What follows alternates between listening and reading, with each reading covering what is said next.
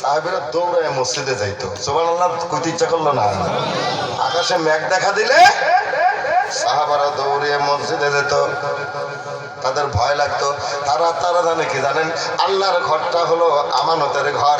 এই ঘরে গেলে আল্লাহ আমার হেফাজত করবে। জোরে বলুন সুবহানাল্লাহ।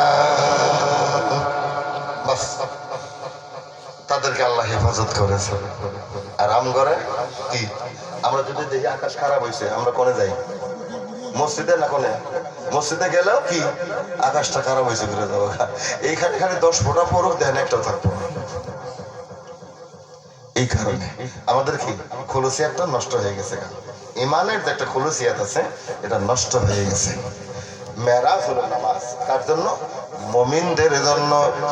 যারা মুমিন তাদেরকে বলা হয় যারা আল্লাহর ওলি। জুড়ে বলুন সুবহানাল্লাহ। আল্লাহর ওলিদেরকে বলা হয় মুমিন। এরা হলো মুমিন কামিল মুকাম্মল ইমানদার। এরা ইমানদার হয়ে যাওয়ার কারণে এই জামানার প্রত্যেকটা ইমানদার, যারা ইমানদার হয়ে গেছে তারা আল্লাহর ওলিতে রূপান্তরিত হয়ে গেছে।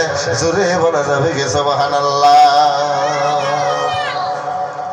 আসুন আমরা নামাজের পাবন্দ হয়ে যাই, নামাজের আল্লাহর হুকুম পালন করি, নামাজের পাবন্দ হয়ে যাই।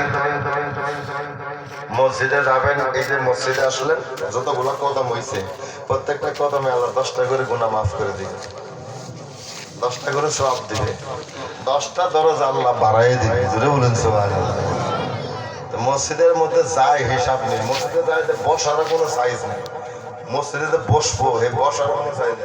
মসজিদে যাই কেমন উঠে যাবে, পাও ধরে পড়ছে না, আল্লাহ রসুল নিষেধ করছে এইভাবে মসজিদে বসতে। আর এই বৈঠকটাকে আল্লাহ রসুল বলছেন কুত্তার বৈঠক।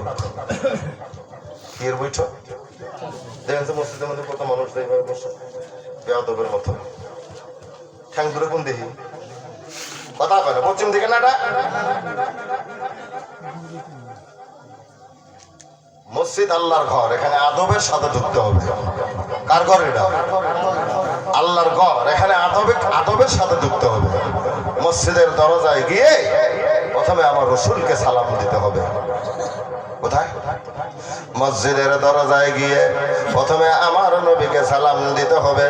আমার নবী বলেন, সুনানো ইবনে মাজার মধ্যে 3টা হাদিস আছে, তিরমিজির মধ্যে 2টা হাদিস আছে। ও বাজান, আল্লাহর নবী বলেন মসজিদের দরজায় ইজা দাখালা আহাদুকুমুল মসজিদা, যখন তোমরা কেউ মসজিদে যাবে, তোমাদের মধ্যে কেউ মসজিদে ঢুকবে, মসজিদে ঢোকার আগে মসজিদের দরজায় দাঁড়িয়ে ফালিউসাল্লিম আলান নবী, আমি রাসূলুল্লাহকে আগে সালাম দিবে। তারপরে সুম্মালি ইয়াকুল, তারপরে বলবে কি আল্লাহুম্মা ফতাহলি আবওয়াব রাহমাতিকা।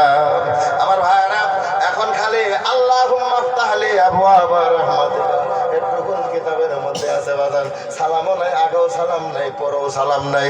সালামটাকে বাজান বাদ দিয়ে খালি দোয়াটা শিখিয়ে দেওয়া হয়েছে। কথা কোন থাকে মসজিদে যত মুসল্লিরা জিজ্ঞেস করেন যে সালাম দেয়নি মসজিদের দরজা, অথচ হাদিস স্পষ্ট।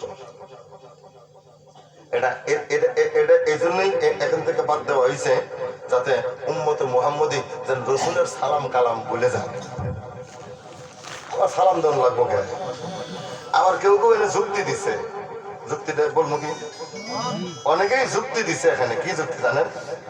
ওই মসজিদের দরজায় তো রসুল নাই, মসজিদের দরজায় রসুল নাই, সালাম দেওয়া লাগবো কেন?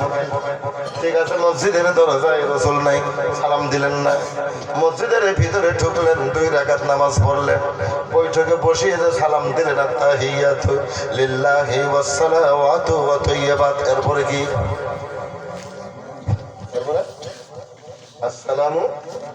আসসালামু আলাইকা আইয়ুহান নাবিয়্যু ওয়া রাহমাতুল্লাহি ওয়া বারাকাতুহু।